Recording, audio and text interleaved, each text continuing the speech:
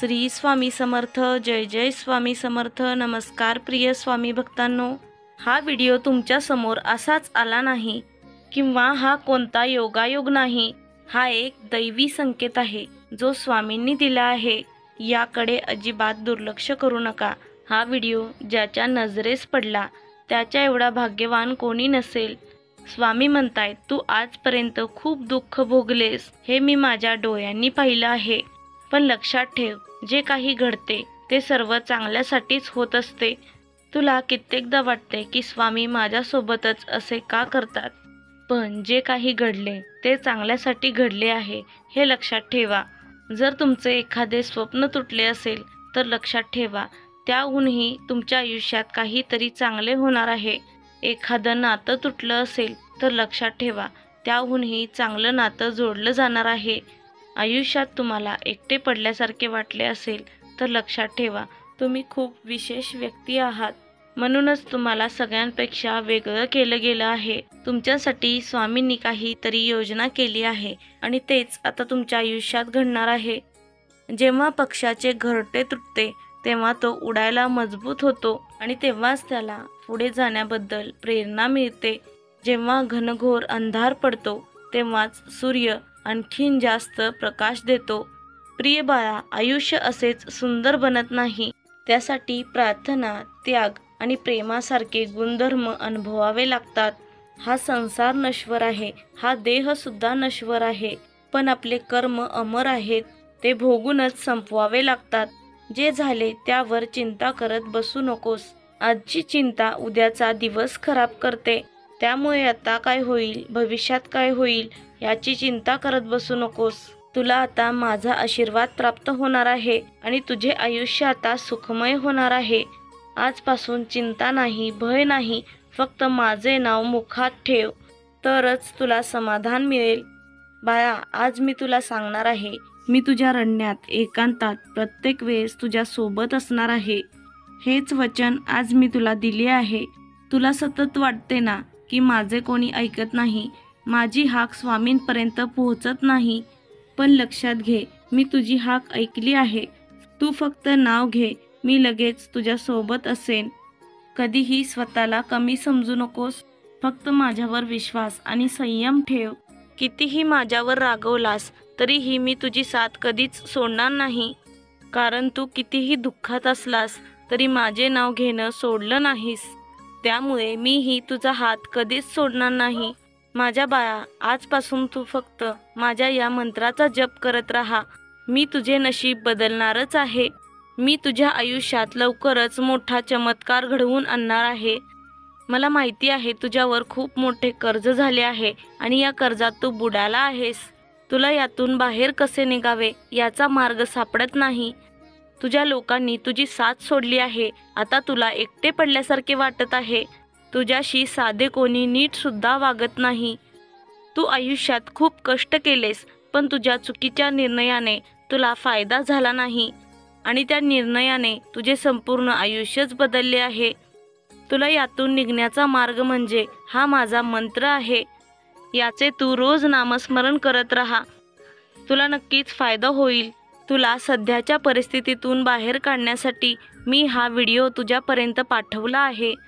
तू रोज हा एक मंत्र ऐकत राहा. मी नक्कीच तुला मार्ग दाखवेन. एवढा विश्वास तू माझ्यावर ठेव आणि तुझ्या आयुष्यात होणारा चमत्कार बघ.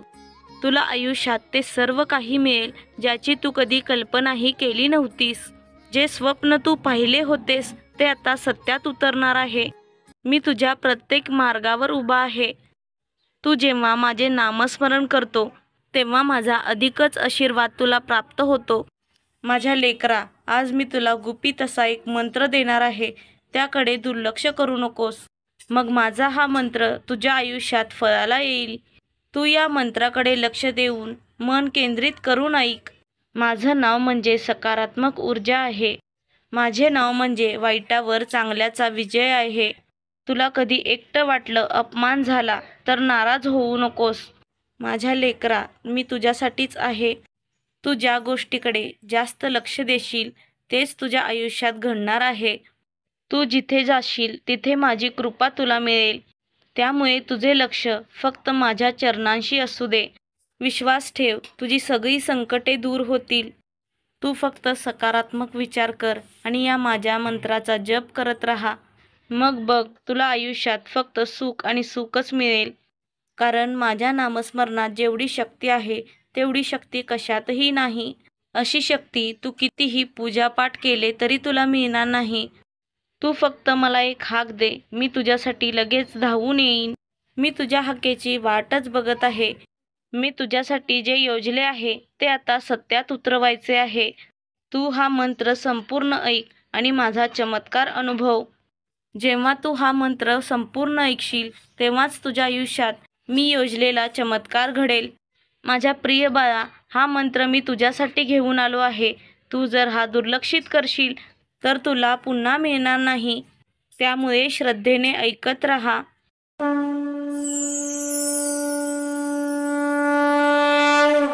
ओम नमो सर्वशक्तिप्रदाताय स्वामी समर्थाय नमो नमः.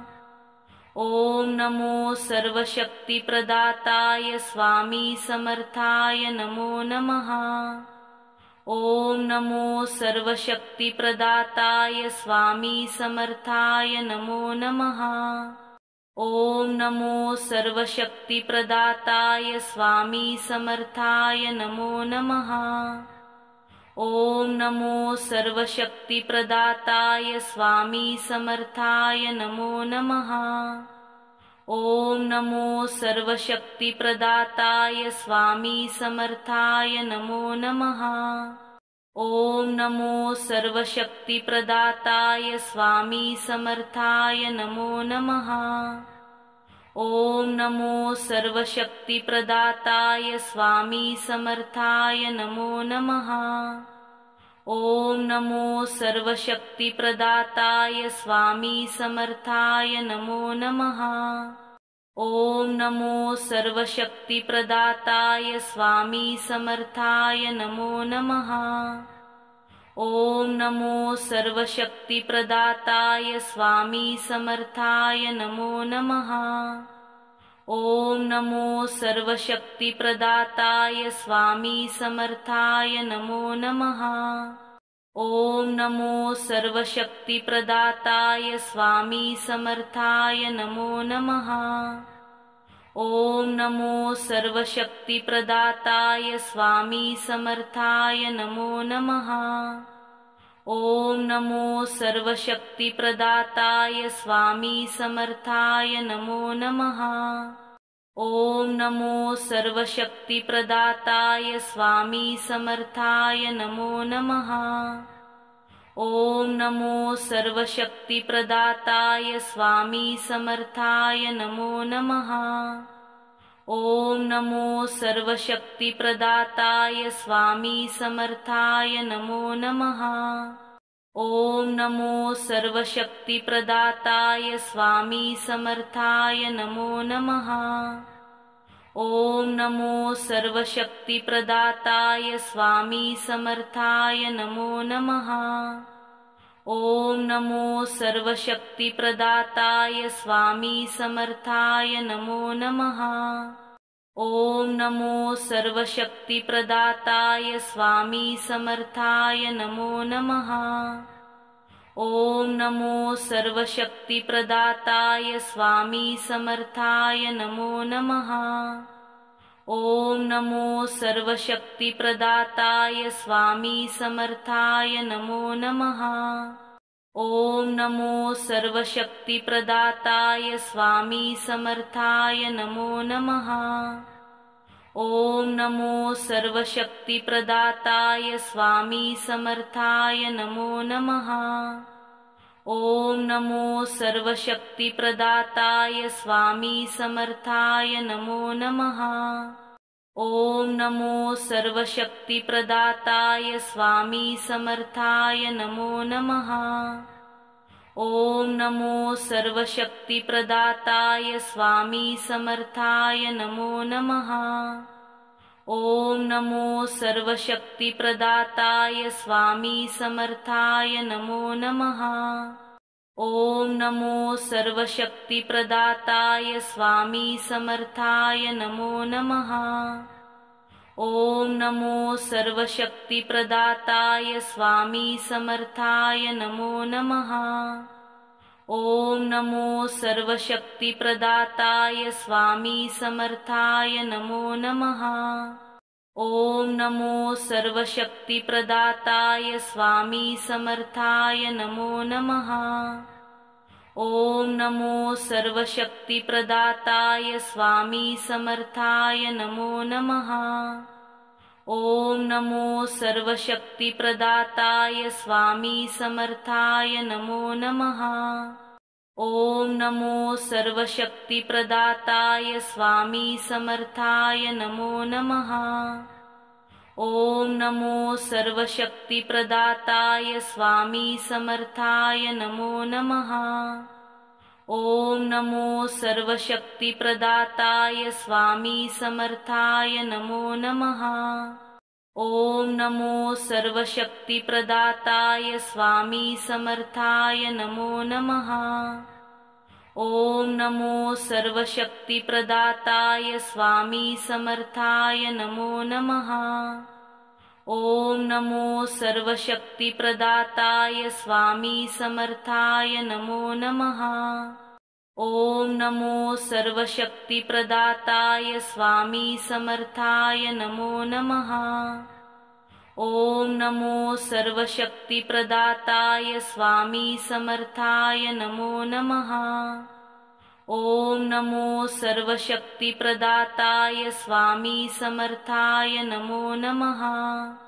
ॐ नमो सर्वशक्तिप्रदाताय स्वामी समर्थाय नमो नमः। ॐ नमो सर्वशक्तिप्रदाताय स्वामी समर्थाय नमो नमः। ॐ नमो सर्वशक्तिप्रदाताय स्वामी समर्थाय नमो नमः। ॐ नमो सर्वशक्तिप्रदाताय स्वामी समर्थाय नमो नमः। ॐ नमो सर्वशक्तिप्रदाताय स्वामी समर्थाय नमो नमः। ॐ नमो सर्वशक्तिप्रदाताय स्वामी समर्थाय नमो नमः। ॐ नमो सर्वशक्तिप्रदाताय स्वामी समर्थाय नमो नमः। ॐ नमो सर्वशक्तिप्रदाताय स्वामी समर्थाय नमो नमः। ॐ नमो सर्वशक्तिप्रदाताय स्वामी समर्थाय नमो नमः। ॐ नमो सर्वशक्तिप्रदाताय स्वामी समर्थाय नमो नमः। ॐ नमो सर्वशक्तिप्रदाताय स्वामी समर्थाय नमो नमः। ॐ नमो सर्वशक्तिप्रदाताय स्वामी समर्थाय नमो नमः। ॐ नमो सर्वशक्तिप्रदाताय स्वामी समर्थाय नमो नमः। ॐ नमो सर्वशक्तिप्रदाताय स्वामी समर्थाय नमो नमः। ॐ नमो सर्वशक्तिप्रदाताय स्वामी समर्थाय नमो नमः। ॐ नमो सर्वशक्तिप्रदाताय स्वामी समर्थाय नमो नमः। ॐ नमो सर्वशक्तिप्रदाताय स्वामी समर्थाय नमो नमः। ॐ नमो सर्वशक्तिप्रदाताय स्वामी समर्थाय नमो नमः। ॐ नमो सर्वशक्तिप्रदाताय स्वामी समर्थाय नमो नमः। ॐ नमो सर्वशक्तिप्रदाताय स्वामी समर्थाय नमो नमः। ॐ नमो सर्वशक्तिप्रदाताय स्वामी समर्थाय नमो नमः। ॐ नमो सर्वशक्तिप्रदाताय स्वामी समर्थाय नमो नमः। ॐ नमो सर्वशक्तिप्रदाताय स्वामी समर्थाय नमो नमः। ॐ नमो सर्वशक्तिप्रदाताय स्वामी समर्थाय नमो नमः। ॐ नमो सर्वशक्तिप्रदाताय स्वामी समर्थाय नमो नमः। ॐ नमो सर्वशक्तिप्रदाताय स्वामी समर्थाय नमो नमः। ॐ नमो सर्वशक्तिप्रदाताय स्वामी समर्थाय नमो नमः। ॐ नमो सर्वशक्तिप्रदाताय स्वामी समर्थाय नमो नमः। ॐ नमो सर्वशक्तिप्रदाताय स्वामी समर्थाय नमो नमः। ॐ नमो सर्वशक्तिप्रदाताय स्वामी समर्थाय नमो नमः। ॐ नमो सर्वशक्तिप्रदाताय स्वामी समर्थाय नमो नमः। ॐ नमो सर्वशक्तिप्रदाताय स्वामी समर्थाय नमो नमः। ॐ नमो सर्वशक्तिप्रदाताय स्वामी समर्थाय नमो नमः। ॐ नमो सर्वशक्तिप्रदाताय स्वामी समर्थाय नमो नमः। ॐ नमो सर्वशक्तिप्रदाताय स्वामी समर्थाय नमो नमः। ॐ नमो सर्वशक्तिप्रदाताय स्वामी समर्थाय नमो नमः। ॐ नमो सर्वशक्तिप्रदाताय स्वामी समर्थाय नमो नमः।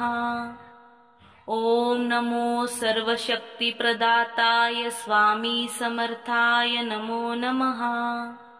ॐ नमो सर्वशक्तिप्रदाताय स्वामी समर्थाय नमो नमः। ॐ नमो सर्वशक्तिप्रदाताय स्वामी समर्थाय नमो नमः। ॐ नमो सर्वशक्तिप्रदाताय स्वामी समर्थाय नमो नमः। ॐ नमो सर्वशक्तिप्रदाताय स्वामी समर्थाय नमो नमः। ॐ नमो सर्वशक्तिप्रदाताय स्वामी समर्थाय नमो नमः। ॐ नमो सर्वशक्तिप्रदाताय स्वामी समर्थाय नमो नमः। ॐ नमो सर्वशक्तिप्रदाताय स्वामी समर्थाय नमो नमः। ॐ नमो सर्वशक्तिप्रदाताय स्वामी समर्थाय नमो नमः। ॐ नमो सर्वशक्तिप्रदाताय स्वामी समर्थाय नमो नमः। ॐ नमो सर्वशक्तिप्रदाताय स्वामी समर्थाय नमो नमः। ॐ नमो सर्वशक्तिप्रदाताय स्वामी समर्थाय नमो नमः। ॐ नमो सर्वशक्तिप्रदाताय स्वामी समर्थाय नमो नमः। ॐ नमो सर्वशक्तिप्रदाताय स्वामी समर्थाय नमो नमः। ॐ नमो सर्वशक्तिप्रदाताय स्वामी समर्थाय नमो नमः। ॐ नमो सर्वशक्तिप्रदाताय स्वामी समर्थाय नमो नमः। ॐ नमो सर्वशक्तिप्रदाताय स्वामी समर्थाय नमो नमः। ॐ नमो सर्वशक्तिप्रदाताय स्वामी समर्थाय नमो नमः। ॐ नमो सर्वशक्तिप्रदाताय स्वामी समर्थाय नमो नमः। ॐ नमो सर्वशक्तिप्रदाताय स्वामी समर्थाय नमो नमः। ॐ नमो सर्वशक्तिप्रदाताय स्वामी समर्थाय नमो नमः। ॐ नमो सर्वशक्तिप्रदाताय स्वामी समर्थाय नमो नमः। ॐ नमो सर्वशक्तिप्रदाताय स्वामी समर्थाय नमो नमः। ॐ नमो सर्वशक्तिप्रदाताय स्वामी समर्थाय नमो नमः। ॐ नमो सर्वशक्तिप्रदाताय स्वामी समर्थाय नमो नमः। ॐ नमो सर्वशक्तिप्रदाताय स्वामी समर्थाय नमो नमः। ॐ नमो सर्वशक्तिप्रदाताय स्वामी समर्थाय नमो नमः। ॐ नमो सर्वशक्तिप्रदाताय स्वामी समर्थाय नमो नमः। ॐ नमो सर्वशक्तिप्रदाताय स्वामी समर्थाय नमो नमः। ॐ नमो सर्वशक्तिप्रदाताय स्वामी समर्थाय नमो नमः। ॐ नमो सर्वशक्तिप्रदाताय स्वामी समर्थाय नमो नमः। ॐ नमो सर्वशक्तिप्रदाताय स्वामी समर्थाय नमो नमः। ॐ नमो सर्वशक्तिप्रदाताय स्वामी समर्थाय नमो नमः। ॐ नमो सर्वशक्तिप्रदाताय स्वामी समर्थाय नमो नमः। ॐ नमो सर्वशक्तिप्रदाताय स्वामी समर्थाय नमो नमः। ॐ नमो सर्वशक्तिप्रदाताय स्वामी समर्थाय नमो नमः। ॐ नमो सर्वशक्तिप्रदाताय स्वामी समर्थाय नमो नमः। ॐ नमो सर्वशक्तिप्रदाताय स्वामी समर्थाय नमो नमः। ॐ नमो सर्वशक्तिप्रदाताय स्वामी समर्थाय नमो नमः। ॐ नमो सर्वशक्तिप्रदाताय स्वामी समर्थाय नमो नमः। ॐ नमो सर्वशक्तिप्रदाताय स्वामी समर्थाय नमो नमः। ॐ नमो सर्वशक्तिप्रदाताय स्वामी समर्थाय नमो नमः। ॐ नमो सर्वशक्तिप्रदाताय स्वामी समर्थाय नमो नमः। ॐ नमो सर्वशक्तिप्रदाताय स्वामी समर्थाय नमो नमः। ॐ नमो सर्वशक्तिप्रदाताय स्वामी समर्थाय नमो नमः। ॐ नमो सर्वशक्तिप्रदाताय स्वामी समर्थाय नमो नमः। ॐ नमो सर्वशक्तिप्रदाताय स्वामी समर्थाय नमो नमः। ॐ नमो सर्वशक्तिप्रदाताय स्वामी समर्थाय नमो नमः। ॐ नमो सर्वशक्तिप्रदाताय स्वामी समर्थाय नमो नमः। ॐ नमो सर्वशक्तिप्रदाताय स्वामी समर्थाय नमो नमः। ॐ नमो सर्वशक्तिप्रदाताय स्वामी समर्थाय नमो नमः। ॐ नमो सर्वशक्तिप्रदाताय स्वामी समर्थाय नमो नमः।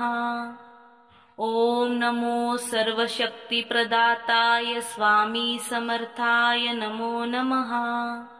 ॐ नमो सर्वशक्तिप्रदाताय स्वामी समर्थाय नमो नमः। ॐ नमो सर्वशक्तिप्रदाताय स्वामी समर्थाय नमो नमः। ॐ नमो सर्वशक्तिप्रदाताय स्वामी समर्थाय नमो नमः। ॐ नमो सर्वशक्तिप्रदाताय स्वामी समर्थाय नमो नमः। ॐ नमो सर्वशक्तिप्रदाताय स्वामी समर्थाय नमो नमः। ॐ नमो सर्वशक्तिप्रदाताय स्वामी समर्थाय नमो नमः। ॐ नमो सर्वशक्तिप्रदाताय स्वामी समर्थाय नमो नमः। ॐ नमो सर्वशक्तिप्रदाताय स्वामी समर्थाय नमो नमः। ॐ नमो सर्वशक्तिप्रदाताय स्वामी समर्थाय नमो नमः। ॐ नमो सर्वशक्तिप्रदाताय स्वामी समर्थाय नमो नमः।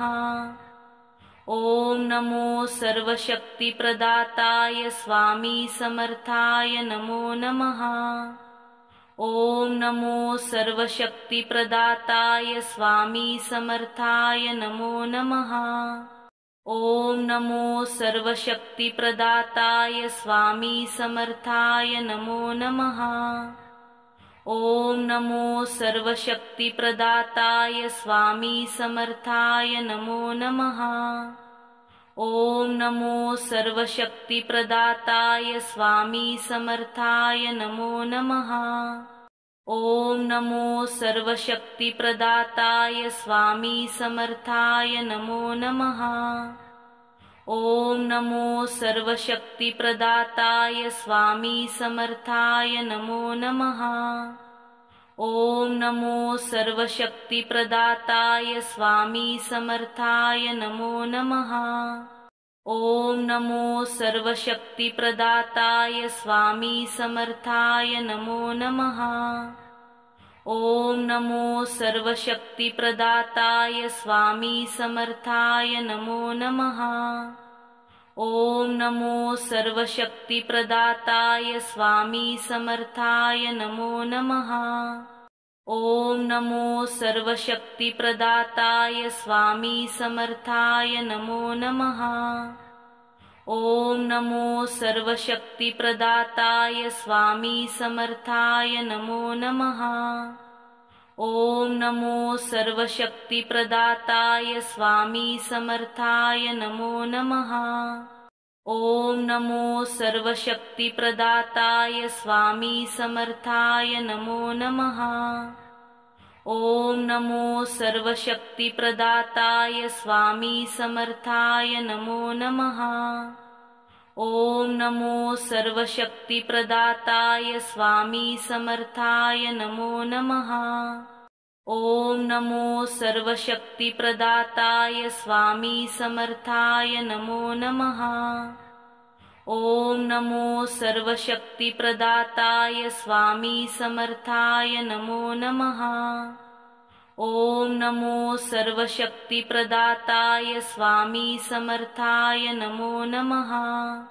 ॐ नमो सर्वशक्तिप्रदाताय स्वामी समर्थाय नमो नमः। ॐ नमो सर्वशक्तिप्रदाताय स्वामी समर्थाय नमो नमः। ॐ नमो सर्वशक्तिप्रदाताय स्वामी समर्थाय नमो नमः। ॐ नमो सर्वशक्तिप्रदाताय स्वामी समर्थाय नमो नमः। ॐ नमो सर्वशक्तिप्रदाताय स्वामी समर्थाय नमो नमः। ॐ नमो सर्वशक्तिप्रदाताय स्वामी समर्थाय नमो नमः। ॐ नमो सर्वशक्तिप्रदाताय स्वामी समर्थाय नमो नमः। ॐ नमो सर्वशक्तिप्रदाताय स्वामी समर्थाय नमो नमः। ॐ नमो सर्वशक्तिप्रदाताय स्वामी समर्थाय नमो नमः। ॐ नमो सर्वशक्तिप्रदाताय स्वामी समर्थाय नमो नमः। ॐ नमो सर्वशक्तिप्रदाताय स्वामी समर्थाय नमो नमः। ॐ नमो सर्वशक्तिप्रदाताय स्वामी समर्थाय नमो नमः। ॐ नमो सर्वशक्तिप्रदाताय स्वामी समर्थाय नमो नमः। ॐ नमो सर्वशक्तिप्रदाताय स्वामी समर्थाय नमो नमः। ॐ नमो सर्वशक्तिप्रदाताय स्वामी समर्थाय नमो नमः। ॐ नमो सर्वशक्तिप्रदाताय स्वामी समर्थाय नमो नमः। ॐ नमो सर्वशक्तिप्रदाताय स्वामी समर्थाय नमो नमः। ॐ नमो सर्वशक्तिप्रदाताय स्वामी समर्थाय नमो नमः। ॐ नमो सर्वशक्तिप्रदाताय स्वामी समर्थाय नमो नमः। ॐ नमो सर्वशक्तिप्रदाताय स्वामी समर्थाय नमो नमः। ॐ नमो सर्वशक्तिप्रदाताय स्वामी समर्थाय नमो नमः। ॐ नमो सर्वशक्तिप्रदाताय स्वामी समर्थाय नमो नमः। ॐ नमो सर्वशक्तिप्रदाताय स्वामी समर्थाय नमो नमः। ॐ नमो सर्वशक्तिप्रदाताय स्वामी समर्थाय नमो नमः। ॐ नमो सर्वशक्तिप्रदाताय स्वामी समर्थाय नमो नमः। ॐ नमो सर्वशक्तिप्रदाताय स्वामी समर्थाय नमो नमः। ॐ नमो सर्वशक्तिप्रदाताय स्वामी समर्थाय नमो नमः। ॐ नमो सर्वशक्तिप्रदाताय स्वामी समर्थाय नमो नमः। ॐ नमो सर्वशक्तिप्रदाताय स्वामी समर्थाय नमो नमः। ॐ नमो सर्वशक्तिप्रदाताय स्वामी समर्थाय नमो नमः। ॐ नमो सर्वशक्तिप्रदाताय स्वामी समर्थाय नमो नमः। ॐ नमो सर्वशक्तिप्रदाताय स्वामी समर्थाय नमो नमः। ॐ नमो सर्वशक्तिप्रदाताय स्वामी समर्थाय नमो नमः। ॐ नमो सर्वशक्तिप्रदाताय स्वामी समर्थाय नमो नमः। ॐ नमो सर्वशक्तिप्रदाताय स्वामी समर्थाय नमो नमः। ॐ नमो सर्वशक्तिप्रदाताय स्वामी समर्थाय नमो नमः। ॐ नमो सर्वशक्तिप्रदाताय स्वामी समर्थाय नमो नमः। ॐ नमो सर्वशक्तिप्रदाताय स्वामी समर्थाय नमो नमः। ॐ नमो सर्वशक्तिप्रदाताय स्वामी समर्थाय नमो नमः।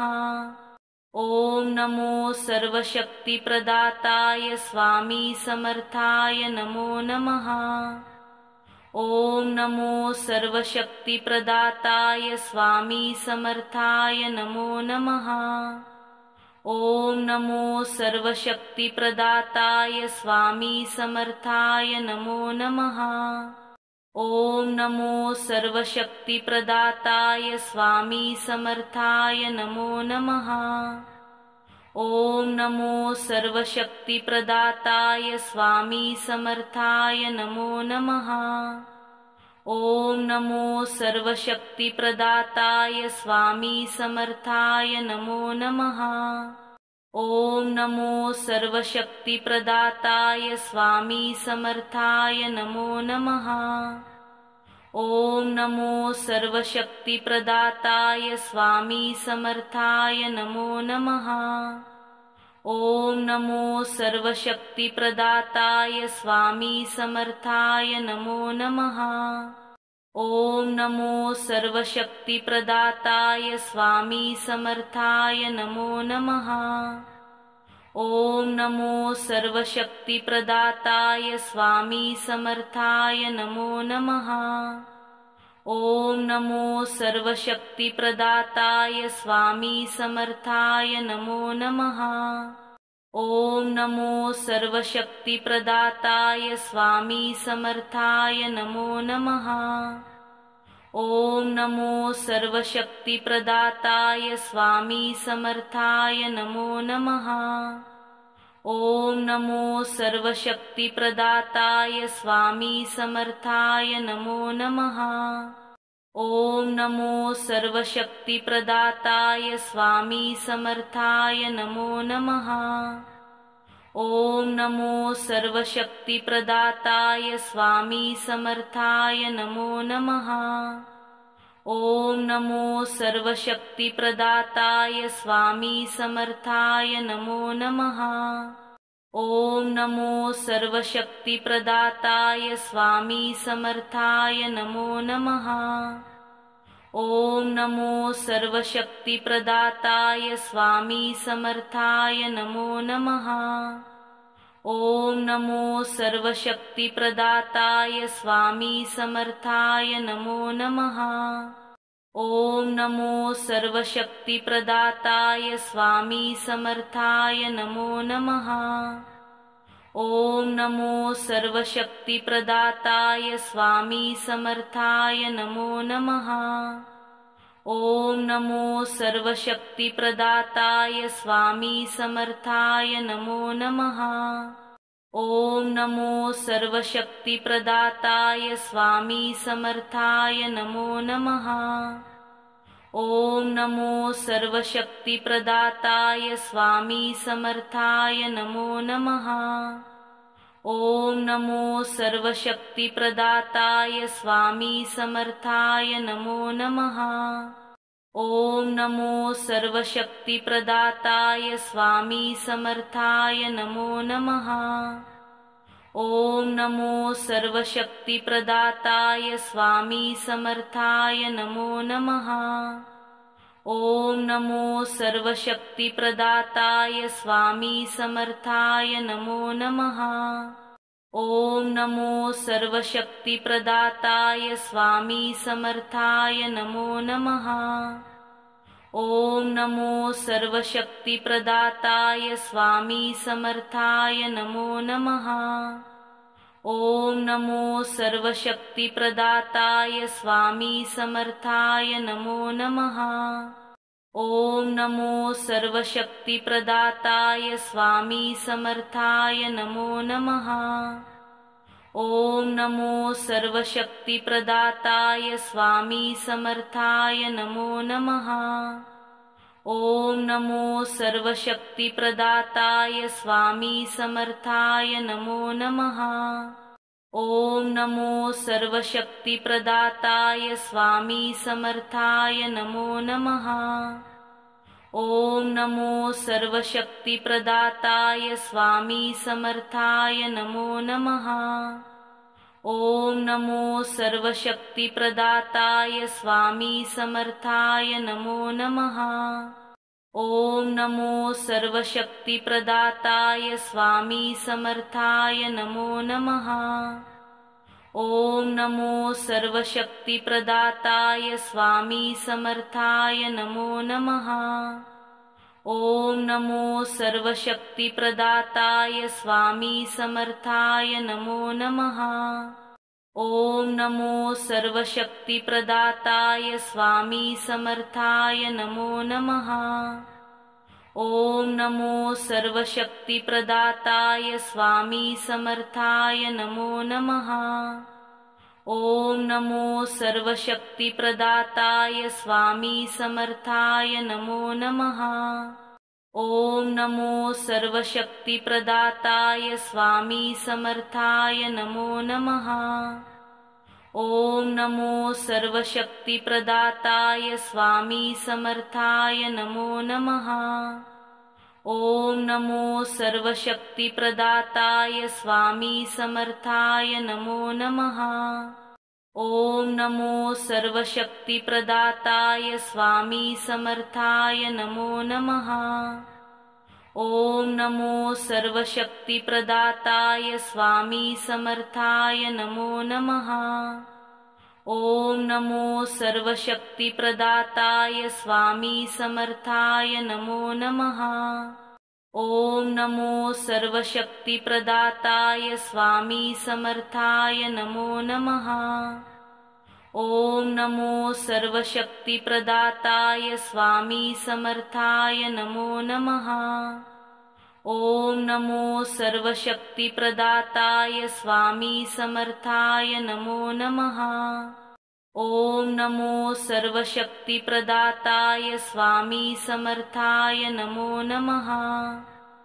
ॐ नमो सर्वशक्तिप्रदाताय स्वामी समर्थाय नमो नमः। ॐ नमो सर्वशक्तिप्रदाताय स्वामी समर्थाय नमो नमः। ॐ नमो सर्वशक्तिप्रदाताय स्वामी समर्थाय नमो नमः। ॐ नमो सर्वशक्तिप्रदाताय स्वामी समर्थाय नमो नमः। ॐ नमो सर्वशक्तिप्रदाताय स्वामी समर्थाय नमो नमः। ॐ नमो सर्वशक्तिप्रदाताय स्वामी समर्थाय नमो नमः। ॐ नमो सर्वशक्तिप्रदाताय स्वामी समर्थाय नमो नमः। ॐ नमो सर्वशक्तिप्रदाताय स्वामी समर्थाय नमो नमः। ॐ नमो सर्वशक्तिप्रदाताय स्वामी समर्थाय नमो नमः। ॐ नमो सर्वशक्तिप्रदाताय स्वामी समर्थाय नमो नमः। ॐ नमो सर्वशक्तिप्रदाताय स्वामी समर्थाय नमो नमः। ॐ नमो सर्वशक्तिप्रदाताय स्वामी समर्थाय नमो नमः। ॐ नमो सर्वशक्तिप्रदाताय स्वामी समर्थाय नमो नमः। ॐ नमो सर्वशक्तिप्रदाताय स्वामी समर्थाय नमो नमः। ॐ नमो सर्वशक्तिप्रदाताय स्वामी समर्थाय नमो नमः। ॐ नमो सर्वशक्तिप्रदाताय स्वामी समर्थाय नमो नमः। ॐ नमो सर्वशक्तिप्रदाताय स्वामी समर्थाय नमो नमः। ॐ नमो सर्वशक्तिप्रदाताय स्वामी समर्थाय नमो नमः। ॐ नमो सर्वशक्तिप्रदाताय स्वामी समर्थाय नमो नमः। ॐ नमो सर्वशक्तिप्रदाताय स्वामी समर्थाय नमो नमः। ॐ नमो सर्वशक्तिप्रदाताय स्वामी समर्थाय नमो नमः। ॐ नमो सर्वशक्तिप्रदाताय स्वामी समर्थाय नमो नमः।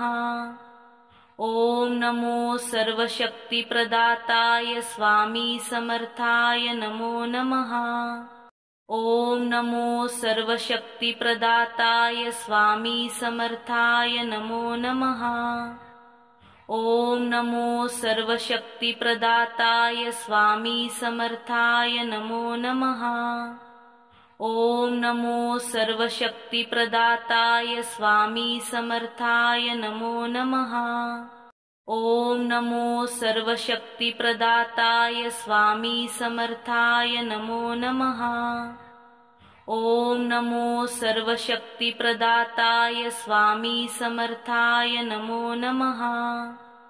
ॐ नमो सर्वशक्तिप्रदाताय स्वामी समर्थाय नमो नमः। ॐ नमो सर्वशक्तिप्रदाताय स्वामी समर्थाय नमो नमः। ॐ नमो सर्वशक्तिप्रदाताय स्वामी समर्थाय नमो नमः। ॐ नमो सर्वशक्तिप्रदाताय स्वामी समर्थाय नमो नमः। ॐ नमो सर्वशक्तिप्रदाताय स्वामी समर्थाय नमो नमः। ॐ नमो सर्वशक्तिप्रदाताय स्वामी समर्थाय नमो नमः। ॐ नमो सर्वशक्तिप्रदाताय स्वामी समर्थाय नमो नमः। ॐ नमो सर्वशक्तिप्रदाताय स्वामी समर्थाय नमो नमः। ॐ नमो सर्वशक्तिप्रदाताय स्वामी समर्थाय नमो नमः। ॐ नमो सर्वशक्तिप्रदाताय स्वामी समर्थाय नमो नमः। ॐ नमो सर्वशक्तिप्रदाताय स्वामी समर्थाय नमो नमः। ॐ नमो सर्वशक्तिप्रदाताय स्वामी समर्थाय नमो नमः। ॐ नमो सर्वशक्तिप्रदाताय स्वामी समर्थाय नमो नमः। ॐ नमो सर्वशक्तिप्रदाताय स्वामी समर्थाय नमो नमः। ॐ नमो सर्वशक्तिप्रदाताय स्वामी समर्थाय नमो नमः। ॐ नमो सर्वशक्तिप्रदाताय स्वामी समर्थाय नमो नमः। ॐ नमो सर्वशक्तिप्रदाताय स्वामी समर्थाय नमो नमः। ॐ नमो सर्वशक्तिप्रदाताय स्वामी समर्थाय नमो नमः। ॐ नमो सर्वशक्तिप्रदाताय स्वामी समर्थाय नमो नमः। ॐ नमो सर्वशक्तिप्रदाताय स्वामी समर्थाय नमो नमः। ॐ नमो सर्वशक्तिप्रदाताय स्वामी समर्थाय नमो नमः। ॐ नमो सर्वशक्तिप्रदाताय स्वामी समर्थाय नमो नमः। ॐ नमो सर्वशक्तिप्रदाताय स्वामी समर्थाय नमो नमः। ॐ नमो सर्वशक्तिप्रदाताय स्वामी समर्थाय नमो नमः। ॐ नमो सर्वशक्तिप्रदाताय स्वामी समर्थाय नमो नमः। ॐ नमो सर्वशक्तिप्रदाताय स्वामी समर्थाय नमो नमः। ॐ नमो सर्वशक्तिप्रदाताय स्वामी समर्थाय नमो नमः। ॐ नमो सर्वशक्तिप्रदाताय स्वामी समर्थाय नमो नमः। ॐ नमो सर्वशक्तिप्रदाताय स्वामी समर्थाय नमो नमः। ॐ नमो सर्वशक्तिप्रदाताय स्वामी समर्थाय नमो नमः। ॐ नमो सर्वशक्तिप्रदाताय स्वामी समर्थाय नमो नमः। ॐ नमो सर्वशक्तिप्रदाताय स्वामी समर्थाय नमो नमः। ॐ नमो सर्वशक्तिप्रदाताय स्वामी समर्थाय नमो नमः। ॐ नमो सर्वशक्तिप्रदाताय स्वामी समर्थाय नमो नमः। ॐ नमो सर्वशक्तिप्रदाताय स्वामी समर्थाय नमो नमः। ॐ नमो सर्वशक्तिप्रदाताय स्वामी समर्थाय नमो नमः।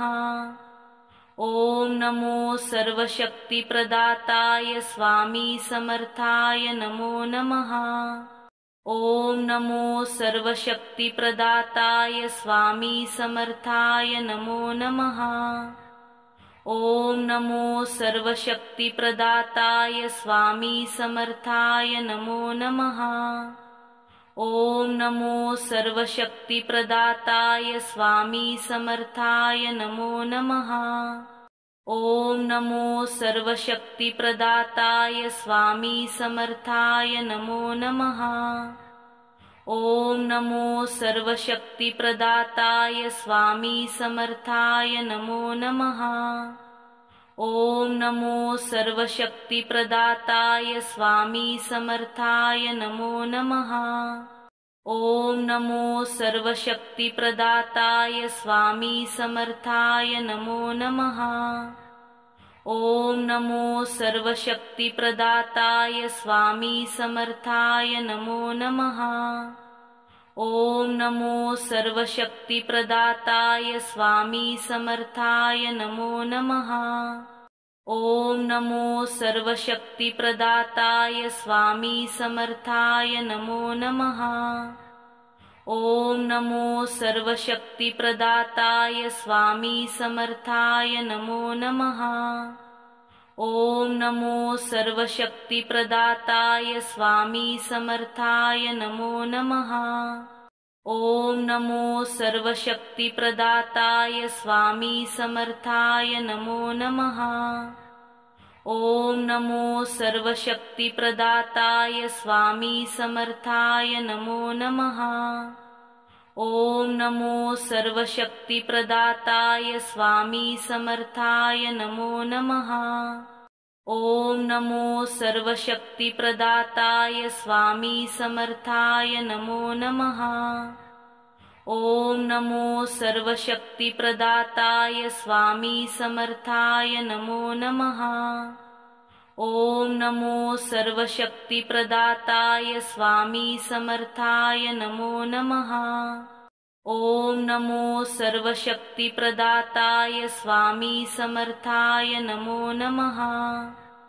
ॐ नमो सर्वशक्तिप्रदाताय स्वामी समर्थाय नमो नमः।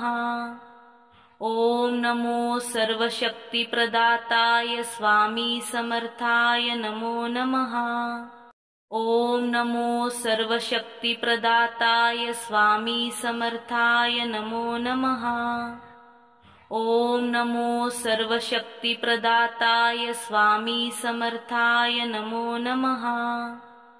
ॐ नमो सर्वशक्तिप्रदाताय स्वामी समर्थाय नमो नमः। ॐ नमो सर्वशक्तिप्रदाताय स्वामी समर्थाय नमो नमः। ॐ नमो सर्वशक्तिप्रदाताय स्वामी समर्थाय नमो नमः। ॐ नमो सर्वशक्तिप्रदाताय स्वामी समर्थाय नमो नमः। ॐ नमो सर्वशक्तिप्रदाताय स्वामी समर्थाय नमो नमः।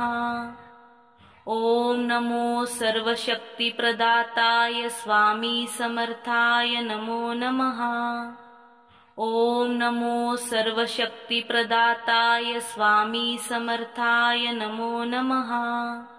ॐ नमो सर्वशक्तिप्रदाताय स्वामी समर्थाय नमो नमः। ॐ नमो सर्वशक्तिप्रदाताय स्वामी समर्थाय नमो नमः।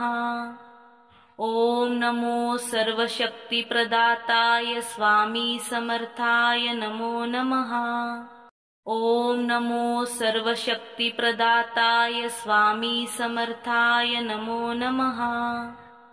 ॐ नमो सर्वशक्तिप्रदाताय स्वामी समर्थाय नमो नमः। ॐ नमो सर्वशक्तिप्रदाताय स्वामी समर्थाय नमो नमः। ॐ नमो सर्वशक्तिप्रदाताय स्वामी समर्थाय नमो नमः। ॐ नमो सर्वशक्तिप्रदाताय स्वामी समर्थाय नमो नमः। ॐ नमो सर्वशक्तिप्रदाताय स्वामी समर्थाय नमो नमः। ॐ नमो सर्वशक्तिप्रदाताय स्वामी समर्थाय नमो नमः। ॐ नमो सर्वशक्तिप्रदाताय स्वामी समर्थाय नमो नमः। ॐ नमो सर्वशक्तिप्रदाताय स्वामी समर्थाय नमो नमः। ॐ नमो सर्वशक्तिप्रदाताय स्वामी समर्थाय नमो नमः। ॐ नमो सर्वशक्तिप्रदाताय स्वामी समर्थाय नमो नमः। ॐ नमो सर्वशक्तिप्रदाताय स्वामी समर्थाय नमो नमः। ॐ नमो सर्वशक्तिप्रदाताय स्वामी समर्थाय नमो नमः। ॐ नमो सर्वशक्तिप्रदाताय स्वामी समर्थाय नमो नमः। ॐ नमो सर्वशक्तिप्रदाताय स्वामी समर्थाय नमो नमः। ॐ नमो सर्वशक्तिप्रदाताय स्वामी समर्थाय नमो नमः। ॐ नमो सर्वशक्तिप्रदाताय स्वामी समर्थाय नमो नमः। ॐ नमो सर्वशक्तिप्रदाताय स्वामी समर्थाय नमो नमः। ॐ नमो सर्वशक्तिप्रदाताय स्वामी समर्थाय नमो नमः। ॐ नमो सर्वशक्तिप्रदाताय स्वामी समर्थाय नमो नमः। ॐ नमो सर्वशक्तिप्रदाताय स्वामी समर्थाय नमो नमः। ॐ नमो सर्वशक्तिप्रदाताय स्वामी समर्थाय नमो नमः। ॐ नमो सर्वशक्तिप्रदाताय स्वामी समर्थाय नमो नमः। ॐ नमो सर्वशक्तिप्रदाताय स्वामी समर्थाय नमो नमः। ॐ नमो सर्वशक्तिप्रदाताय स्वामी समर्थाय नमो नमः। ॐ नमो सर्वशक्तिप्रदाताय स्वामी समर्थाय नमो नमः। ॐ नमो सर्वशक्तिप्रदाताय स्वामी समर्थाय नमो नमः। ॐ नमो सर्वशक्तिप्रदाताय स्वामी समर्थाय नमो नमः। ॐ नमो सर्वशक्तिप्रदाताय स्वामी समर्थाय नमो नमः। ॐ नमो सर्वशक्तिप्रदाताय स्वामी समर्थाय नमो नमः। ॐ नमो सर्वशक्तिप्रदाताय स्वामी समर्थाय नमो नमः। ॐ नमो सर्वशक्तिप्रदाताय स्वामी समर्थाय नमो नमः। ॐ नमो सर्वशक्तिप्रदाताय स्वामी समर्थाय नमो नमः। ॐ नमो सर्वशक्तिप्रदाताय स्वामी समर्थाय नमो नमः। ॐ नमो सर्वशक्तिप्रदाताय स्वामी समर्थाय नमो नमः। ॐ नमो सर्वशक्तिप्रदाताय स्वामी समर्थाय नमो नमः।